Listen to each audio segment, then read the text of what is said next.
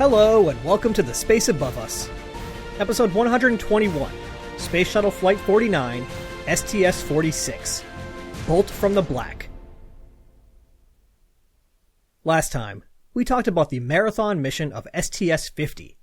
Breaking the previous shuttle flight duration record by several days, this Microgravity Space Lab mission was a key step on the road to the International Space Station. Given the focus of the mission, we spent a few minutes clarifying the difference between zero gravity, weightlessness, and microgravity. And actually, on that point, I have one more minor clarification to make. After thinking about it some more, I realized that even NASA's preferred term, microgravity, is a bit of a misnomer. Really, it means that the environment is as if the gravity were extremely small. But of course, as we discussed, gravity is still quite strong in low Earth orbit. Strong enough to hurl a 250,000-pound orbiter around the world every 90 minutes. I think a more technically accurate term might be microacceleration environment as viewed from the reference frame traveling with the orbiter. But that's a little wordy, so I guess we'll just stick with microgravity. Today's mission will attempt to do something that has never been done before, utilizing a tether in space. And by tether, I basically just mean a rope or a cable or something similar. Now wait, I hear you saying. We use tethers in space all the time. That's how astronauts performing EVAs don't just float away. That's true, but that's not what I mean. Those are just a couple of feet of cable that the crew clips onto the shuttle. Okay, fine, I now hear you saying. What about Gemini 11 or 12? Okay, that's fair. If you think way back to 1966, the final two flights of Project Gemini did indeed attempt some interesting experiments using a long tether. First, Dick Gordon and then Buzz Aldrin made their way over to the Agena target vehicle and attached a 100-foot-long tether. They would later undock and attempt to use the tether to facilitate station keeping, trying a gravity gradient stabilized orientation and then a slow rotation. The tethers were of dubious utility, and they never quite worked the way the folks on the ground expected. But what we're talking about today is totally different. Rather than talking about tethers around 30 meters in length, we'll be investigating a tether that's around 20,000 meters in length. This is clearly a whole new ballgame. Okay, so why? This seems crazy. Why do we want such a long tether? There's actually a few pretty interesting potential applications. Compared to something like a metal truss, a tether is incredibly lightweight and small. The tether we'll be carrying today weighs only a couple 100 pounds and fits into a container about the size of a large trash barrel. So if you want to build a large structure, tethers can make it possible without hauling up a bunch of heavy structural elements. Another potential application would be to string a tether between two large elements of a space station, with crew on one and servicing equipment on the other. The two could then be made to rotate around their common center of mass, imparting a sort of artificial gravity onto the astronauts through the centrifugal force. Though, just to nip that one in the bud, I will say that such an arrangement in low Earth orbit is actually a little trickier than it might seem, due to the gravity gradient that comes with being so close to a planet. But it does have potential for keeping human bones healthy on long voyages through deep space, perhaps to Mars. My favorite potential application is to unspool a tether dozens of kilometers long and lower a payload into the upper atmosphere. Such an experiment would be able to directly study the region of the atmosphere that's too high for balloons and too low for satellites. It could also be used to validate the aerodynamics of hypersonic vehicles at high altitudes. But the possibilities get really interesting when you throw electricity into the mix. Just to take a quick step back to high school physics class, how do humans make electricity? Other than solar power, basically everything boils down to spinning magnets past conductive wires. Coal or natural gas? You're burning fuel to heat up some water, make steam, and use the steam to run turbines, which spin magnets near conductive wires. Nuclear power? You're harnessing a fission reaction to heat up some water, make steam, and use the steam to run turbines, which spin magnets near conductive wires. Hydroelectric? Skip the steam and just divert some water that's flowing downhill through some turbines, which spin magnets near conductive wires. Why? Because if you move a magnet past a conductive wire, you induce a current. That's it. That's how it all works, because that's how electromagnetism works. You can even see it for yourself if you get one of those emergency flashlights that you shake to charge up. Most of them are transparent so that you can see the coil of copper wire and the permanent magnet that you're moving back and forth as you shake it. The magnet moves through the coil, which changes the magnetic flux, which induces a current, giving you a pretty weak but infinitely reliable flashlight. The important thing to realize here is that it doesn't matter if you're moving the magnet past the wire or the wire past the magnet. They both generate electricity. So what if you were to take a really long conductive wire and, fly it around a planet-sized magnet at 25,000 kilometers per hour? By dangling a conductive tether off of the back of the shuttle, dragging it through the Earth's magnetic field, it was possible to generate electricity. And perhaps more intriguingly, it worked both ways. If you were to complete the circuit, which is a tricky process that involves some electron guns in the orbiter, but if you were to complete the circuit and then send your own electricity down the tether, it would sort of push off of the magnetic field. Done just right, it could even be used to change a spacecraft's orbit, all without the use of a consumable propellant.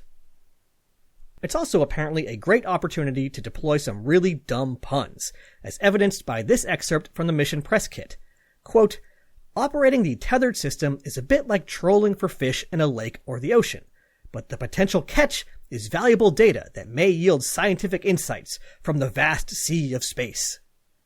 Boo, press kit. Boo. Okay, hopefully all that convinced you that tethers in space are a thing that might be worth looking into. But are there any reasons not to? Actually, yeah, kind of a lot. For one thing, that whole change your orbit without fuel thing is true, but almost certainly far more trouble than it's worth. The effect would be pretty small and would constantly be changing depending on where in the orbit the spacecraft is and what the space weather was like that day, all of which impacts the local electromagnetic environment.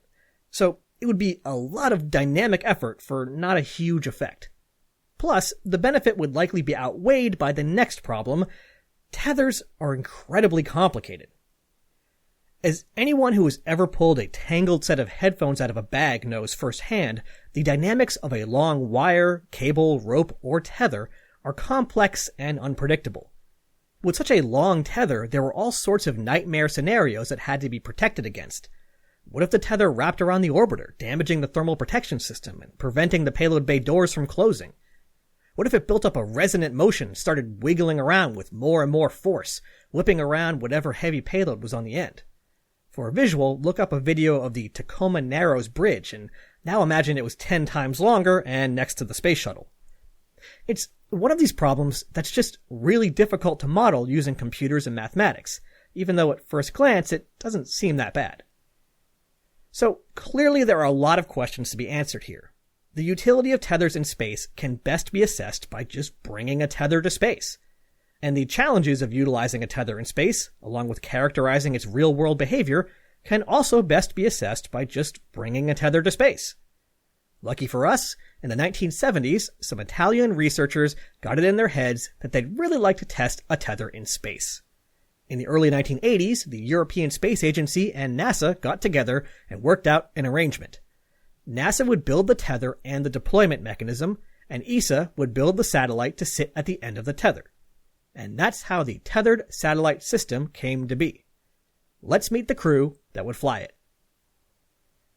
Commanding the flight was going to be our old friend Hoot Gibson, but as we discussed a few episodes back, he found himself in some hot water when he participated in an air race a couple of years ago. During the race, he was involved in a mid-air collision where another pilot was killed.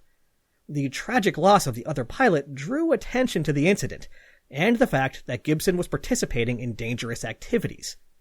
This sort of behavior had been banned since an injured or killed astronaut, while clearly terrible on its own, also had big implications for any space missions they were assigned to. With hundreds of millions of dollars and countless human hours of time spent on these missions, it seems like a pretty reasonable request that the astronauts take care of themselves while they're on deck. So Gibson was grounded for a year and removed from the command of STS-46. Don't feel too bad for old Hoot, though. We'll actually be seeing him on the very next flight after this one. Instead, commanding Atlantis on this flight was Loren Shriver. We last saw Shriver ushering the Hubble Space Telescope into low Earth orbit on STS-31. This is his third and final flight, and with it he brings us an interesting bit of space trivia. And by he brings us, I mean I thought it up in the shower, and by interesting, I mean pretty esoteric. With this flight, Lauren Shriver marks the last spaceflight of an American who had flown in space with someone who had flown to the moon. Shriver was the pilot on STS-51C, which was commanded by Ken Mattingly, who was the command module pilot on Apollo 16. Just to complete the useless trivia, the last person of any nationality to fly in space after previously flying with a lunar astronaut was Ulf Merbold, who flew with John Young on STS-9 and then went on to do a stint on the Russian space station Mir in 1994. Shriver will stay with NASA a little while longer, moving to Florida to help manage the shuttle program, but this was his last spaceflight. Joining Shriver up front and flying as pilot was Andy Allen. Andrew Allen was born on August 4, 1955 in Philadelphia, Pennsylvania. He earned a bachelor's in mechanical engineering from Villanova, just down the road, before heading off to the Marine Corps. There he flew the F-4 Phantom and the FA-18 Hornet. He graduated from the Navy's test pilot school and was serving as a test pilot when NASA came calling in 1987. Among other duties before his first spaceflight, Allen helped with the improved shuttle nose-wheel steering. This is his first of 3 flights. Also on the flight deck was Mission Specialist 1, Claude Nicolet. Claude Nicolet was born on September 2, 1944 in Vevey, Switzerland. He earned a bachelor's in physics from the University of Lucena and a master's in astrophysics from the University of Geneva. I doubt that I'm pronouncing Vevey or Lucena correctly, but I'm doing what I can over here. In 1978, he was selected by the European Space Agency in Europe's first set of astronauts. He joined the 1980 class of astronauts, not as a payload specialist, as was typical for European astronauts, but as a full-blown mission specialist. To be honest, I'm not quite sure how this arrangement came to be, but here it is. 12 years is a long time to wait for his first spaceflight, but don't worry, this is his first of 4. Mission Specialist 2, doing double duty as always as flight engineer, was Marcia Ivins. We know Ivins from her flight on STS-32, the LDEF retrieval flight. This is her second mission, but she's just getting started, since she'll fly a total of 5 times. Mission Specialist 3, serving as payload commander for this flight, was Jeff Hoffman. We last saw Hoffman flying on STS-35, the Astro 1 Space Lab flight. This is Hoffman's 3rd flight, and he must be doing something right, because when we see him again, it'll be for a much-coveted slot on STS-61, the first Hubble servicing mission. Mission Specialist 4 is another crew member we'll be getting to know very well, Franklin Chang Diaz. We last saw Chang Diaz on STS-34, deploying the Galileo Jupiter probe, making this his 2nd flight in a row on Atlantis and his 3rd flight overall. I say we'll be getting to know him very well because Franklin here is going to tie the record for most shuttle flights, with 7 overall. And last but certainly not least, our lone Payload Specialist 1, Franco Malerba. Franco Malerba was born on October 10, 1946 in Genova, Italy. Malerba holds a degree as an electronics engineer and a doctorate in physics, both from the University of Genova. He spent the 1970s on a variety of biophysics research efforts before being selected by the European Space Agency, along with Ulf Merbold, Wubo Ockels, and STS-46 crewmate Claude Nicolet. This is his first and only flight, but with it he becomes the first Italian to fly in space. On July 31st, 1992, after decades of hypothesizing about tethers in space, years of training for the missions, and a few uncomfortable hours on their backs, the crew of STS-46 was ready to go. The weather was ready to go. Launchpad 39B was ready to go, and Space Shuttle Atlantis was ready to go. The only notable hiccup in the countdown was an additional 48-second hold tacked on at the T-5 minute mark. The onboard computers and ground systems had correctly noted that one of the valves on Auxiliary Power Unit 3, which was expected to be open, was in fact closed. No big deal. Pilot Andy Allen reached over, flipped the appropriate switch to open the valve, and the count continued. The only reason that it was really notable at all is that the reason it was still closed was that Allen had failed to open it earlier. I'm not sure what caused this minor stumble from Allen, and it had no real impact to the mission, but it did earn him a good razzing from his fellow pilots when he got back. Oh well, no harm done, and at 9:56 a.m. Eastern Time, plus 48 seconds, Atlantis lifted off for the 12th time. After an uneventful ascent and orbital insertion, the crew split up into their two teams, red and blue. Since the tether dynamics were so uncertain, and since there was no way to reel it in overnight, the team was split up into two, so there would always be someone keeping an eye on the satellite on the end of the tether. But the first order of business was for Claude and Nicolet to test out the remote manipulator system, the shuttle's robotic arm. Ah, interesting. What are they going to do? Try using the arm to strum the tether like a giant guitar string? No, the RMS was being tested in preparation for the second primary payload of this flight, which I haven't even mentioned yet, the European Retrievable Carrier, which was shortened to Eureka. Eureka is a pretty nifty little satellite, and is sort of a mix between the Long-Duration Exposure Facility and Space Lab. On board the spacecraft were a number of experiments from a wide range of scientific disciplines. Not to be too reductive, but it's basically the sort of stuff you'd expect to see on a typical Space Lab flight. Crystal growth, studying the space environment, melting stuff. You get the idea. What was unusual is that Eureka would be dropped off into orbit and be left on its own to carry out its science until it was picked up by another shuttle a little bit down the road. The spacecraft was designed to be flown up to 5 times, so we'll hear a little more about it a few episodes from now. Unlike LDEF, Eureka was an active spacecraft. It had an attitude control system, a propulsion system, and 2 large solar arrays to provide power to the onboard experiments. It also had a communication system, but it wouldn't be getting quite as much use as you might expect. Europe only had 2 ground stations set up for Eureka to talk to, leading to extended periods with the spacecraft flying solo. Because of that, the onboard systems had a large degree of automation, running experiments requested by the scientists and reacting to any issues that might pop up. The plan was to get Eureka popped out of the payload bay on flight day 1, but the crew hit some minor snags. Mission specialist Nicolet was able to use the RMS to grapple the spacecraft with no issues. Even the deployment of the solar arrays and antenna, sometimes a nail-biting moment, proceeded smoothly. But the crew kept losing communications with the spacecraft, and this was a problem, since if they deployed Eureka and it had a faulty communication system, it would almost certainly be lost forever, along with all of its valuable science data. There was apparently no rush to deploy, I'm guessing because the solar arrays extended as expected, so the crew left the spacecraft on the end of the arm for the next day. After more tests and more analysis, it was realized that the comm problem was probably just between Eureka and the orbiter, not a problem with Eureka itself. This was confirmed when the ground was able to communicate directly with the spacecraft while it was still on the end of the RMS. So, on flight day 2, 24 hours later than expected, Eureka was released and Atlantis backed away. Atlantis didn't back too far away though, only a little bit less than 300 meters. This way, the crew could monitor the spacecraft when it used its own thrusters to raise its orbit, and swoop in and pick it up if there was a problem. During this time, Atlantis passed into orbital night, with darkness enveloping the orbiter.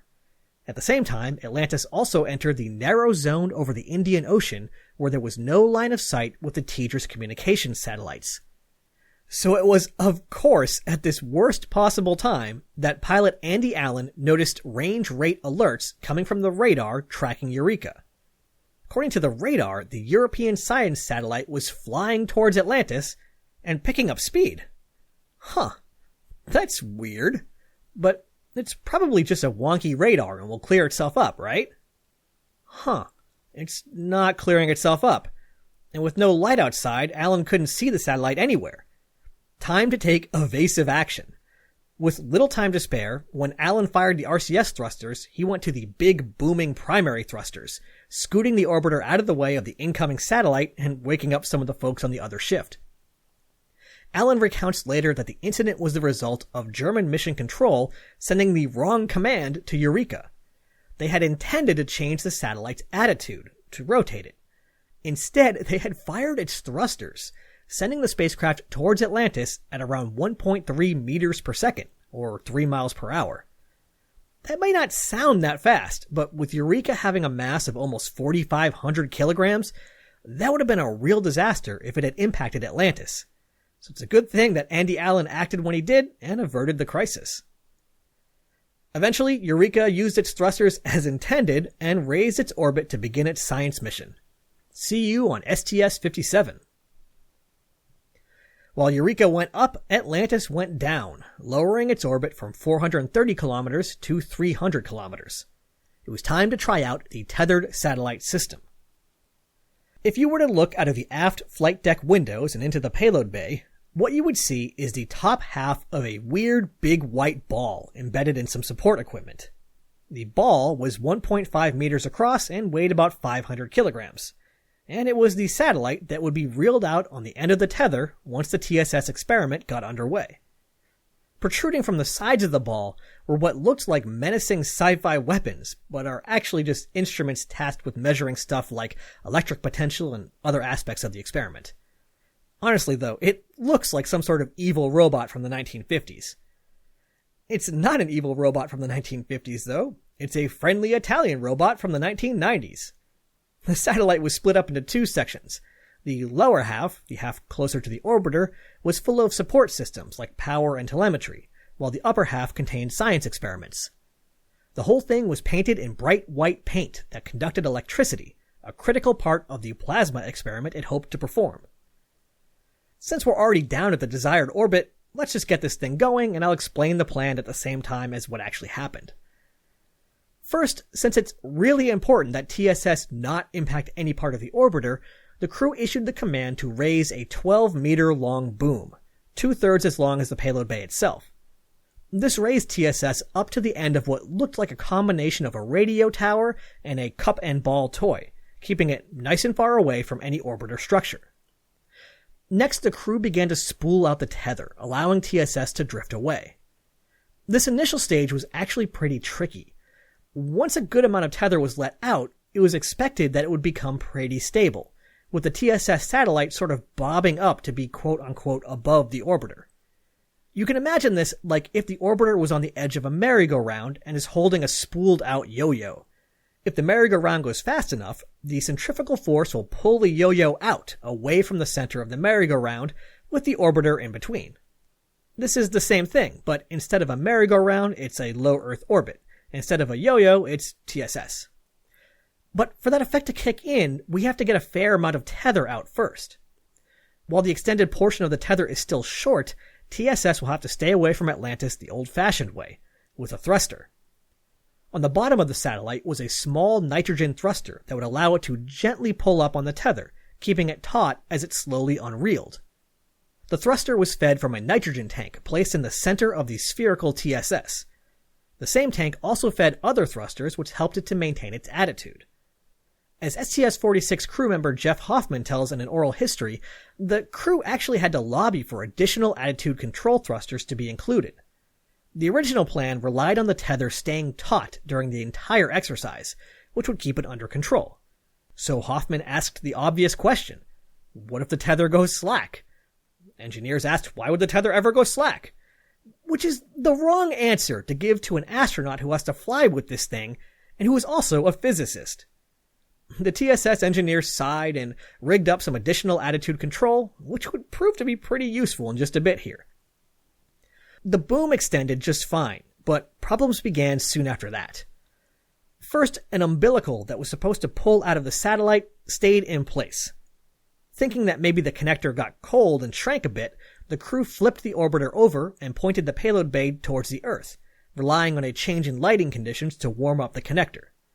When that didn't work, they tried issuing the command at the same time as using the shuttle's RCS thrusters to move down, hoping to give it an extra little jolt, and that seemed to do the trick.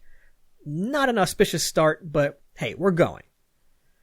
As the deployer system let out more tether, TSS began to move away. The system was capable of deploying as fast as 4.5 meters per second, around 10 miles per hour, but the plan was to start out nice and slow at first.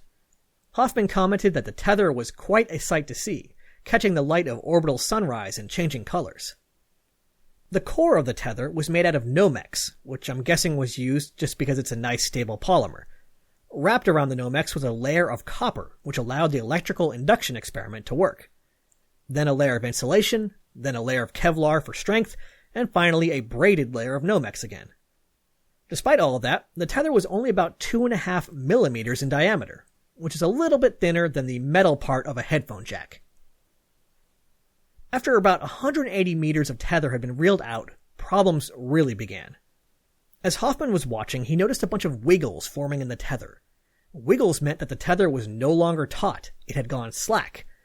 Something had slowed down the tether deployment mechanism, but the satellite's low-powered nitrogen thruster was still running, so it bounced off of the end of the tether, creating the slack. Worse, this bounce had not been anticipated, and so the unpredictable dynamics knocked the satellite into a new attitude, with the thruster still running. So now, instead of pulling away from the shuttle, helping to maintain tension in the tether, it was sort of meandering off to the side. This is very bad. If this behavior could not be corrected, the satellite would eventually work its way around the orbiter, wrapping it in its tether like a tether ball. There's really no way to make that analogy not sound obvious. Now, really this scenario wouldn't actually happen, because with this very scenario in mind, careful procedures had been laid out that would ensure that the crew was never put in any danger by TSS. If the angle of the tether in the payload bay exceeded 45 degrees, that is, if it started to tilt down towards the sides of the payload bay, the tether would be severed and the TSS would fly off into the wild black yonder. In order to prevent that, Mission Commander Shriver hopped onto the orbiter controls at the aft of the flight deck, watching TSS through the overhead windows and scooting the orbiter back underneath it. While Shriver steered the orbiter, Hoffman and Nicolet battled with TSS. Remember those attitude control features that the engineers originally didn't plan to include? Yeah, they ended up being pretty useful here. They were added too late in the process to have the satellite recover on its own, but the astronauts were able to issue commands remotely from the orbiter. This wasn't the simplest thing in the world, since they had to look out the window at this thing 180 meters away and try to steer it, but they eventually got everything back under control. The crew weren't totally sure what had happened, but they suspected that a kink had formed in the tether. In order to get past it, their plan was to reel in a few meters and then quickly unreel past the problematic part of the tether. The increased reel speed meant that there was more slack on the tether, so the crew had to keep manually steering TSS, but it seemed to do the trick. For about 20 more meters. Alright, that's not great, but 20 meters is still progress, so they tried the same routine again, and it stopped again. At this point, TSS is only 257 meters away from the orbiter, which is a far cry from the 20 kilometers that they were hoping for. In order to buy themselves some time to rest and for the ground to think of a potential solution, TSS was powered down to survival levels, and crew members took turns keeping an eye on it. The next day, they started to partially reel TSS back in, and at a distance of 224 meters, it got stuck once again. But now it wouldn't move in either direction. This was a really serious problem, and could have resulted in losing the satellite. While efforts were continued to solve the problem, mission specialist Jeff Hoffman and Franklin Chang Diaz began pre-breathing in anticipation of a potential contingency EVA to try to manually reel in TSS. It ended up not being necessary though, since somebody had a pretty clever solution. At this point, they were pretty sure that the problem was that the tether had jammed on the reel. So they just needed to pull extra hard to clear the jam and then they would be free. They couldn't pull that hard with the motors built into the reel, but the motors that moved the entire boom stand would do the job. They lowered the boom a bit, and then commanded it to clamp onto the tether, and then extended the boom back out again. The boom dragged the jam out of the tether, freeing it. Alright, great. Everything's fixed now, right? Actually, the crew suspected that this latest issue was in fact a new problem, and that the original problem was still lurking. So everyone decided to quit while they were ahead and reeled TSS back in entirely. The goal had been to reach 20,000 meters, and they were only able to reach 257. So, what happened? I bet you're hoping that I can reveal some fascinating, complex aspect of tether dynamics in a weightless environment that caused this issue. Nah. Remember, in space, the smallest thing will get you. In this case, very late into the process, some engineers noticed that they were slightly below their margin for structural loads on the TSS deployment mechanism. Basically, they had to do a better job attaching it to the orbiter payload bay. The solution was simple enough. They just added an extra bolt, and now everything was firmly attached. Problem solved. Except, numerous tests for this mechanism had already been performed, validating the tether deployment and retraction plan. These tests were not performed again after the bolt had been added, and nobody up the chain was informed about the modification. So, fast forward to orbit when TSS was 180 meters away, and part of the deployment mechanism banged into this stupid bolt, which was just sticking out right in the way. By sort of winding up and rushing past the 180 meter mark, the crew were able to force some machinery to fight back against the bolt, but the bolt was always going to win. Since the bolt pushed things into an unexpected configuration, when they started pulling the tether back in, it didn't wind on the reel properly, leading to the jam. Finally, when they used the boom motors to overcome the jam, they were able to continue reeling it back in since now they were past the bolt again. So it was actually two separate problems. In this case, the crew were never really in any danger, but a lot of time, effort, money, and the precious opportunity to do interesting science in orbit were all wasted because somebody thought that something was too small to follow the process. Spaceflight will never tolerate carelessness, incapacity, and neglect. Perhaps in an attempt to save future podcasters from ending an episode on a downer, STS-46 had one more major experiment planned. The Evaluation of Oxygen Interaction with Materials experiment. Not the most poetic name, but I'll take it. As we've discussed a few times now, materials don't always react well to the atomic oxygen that they encounter in low Earth orbit. It basically starts melting stuff away over time. Since NASA was planning on launching a space station in a few years, they wanted to be sure that they didn't accidentally build it out of material that would wilt in the face of atomic oxygen. So, mounted in Atlantis' payload bay were a sample of materials that engineers wanted to better understand. Since the space station would be in space for years, and STS-46 would not, Commander Shriver lowered Atlantis' orbit still further, seeking the ever so slightly thicker air available at lower altitudes. The thicker air would have more atomic oxygen and allow them to induce material degradation faster. After performing two burns to lower and then circularize their orbit, Atlantis was skimming the upper atmosphere at a mere 230 kilometers.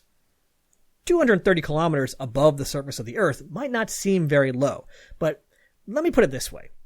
When Europe launched their Earth observation satellite named Gravity Field and Steady State Ocean Circulation Explorer, they wanted to be as low as possible. They were so low that the satellite literally had little wings built into it and a low-thrust engine that was constantly running to counteract the drag. That thing flew at 250 kilometers, 20 kilometers higher. Jeff Hoffman said that the view was the most visually spectacular thing he's ever done on the shuttle, not just because they were super close to the ground, but because the shuttle flying through the atomic oxygen caused a bright orange glow to build on the orbiter's surfaces, bright enough to see with the naked eye. And that sounds like a pretty good time to me. Near the start of the flight, the mission was extended by 1 day due to the trouble getting Eureka out the door, and then near the end of the flight, it was extended by 1 revolution due to bad weather at Florida. After one last trip around the world, the weather cleared up and Atlantis was given the go for landing at the Kennedy Space Center. After 7 days, 23 hours, 15 minutes, 2 seconds, and 257 tantalizing meters, the mission was over. The tethered satellite system accomplished some of its goals, but was largely a failure due to the unexpected protruding bolt. But the solution to this problem was simple, and the promise of the experiment was high, so TSS, along with much of this crew, will fly again a few years down the road, with much better results. But, well, let's just say that on that flight, mission engineers will learn once again that the smallest thing can get you. It's been a little while since I've recommended a book on the show, so I thought I'd give a little shout out to one that I found to be particularly useful. Partnership in Space by Ben Evans. Partnership is a series of books covering human space exploration, with this book in particular focusing on the mid to late 1990s. Evans has an approach sort of similar to my own. Each mission gets coverage that weaves mission details together with oral histories and astronaut interviews, along with other interesting facts, all to craft a narrative about what each mission accomplished. So, if you ever wished that I would write a book, the books written by Ben Evans are pretty close to what I think a text-based The Space Above Us would be, and they're well worth the read. If you just want to get a taste of them, you can head to americaspace.com, where Evans has written numerous articles on historical shuttle missions using material from his books. Good stuff. Next time, Endeavour is back on the launch pad for its second flight. In its payload bay, we find Space Lab, packed full of experiments sponsored by Japan. Ganbarimasu! Ad Astra. Catch you on the next pass.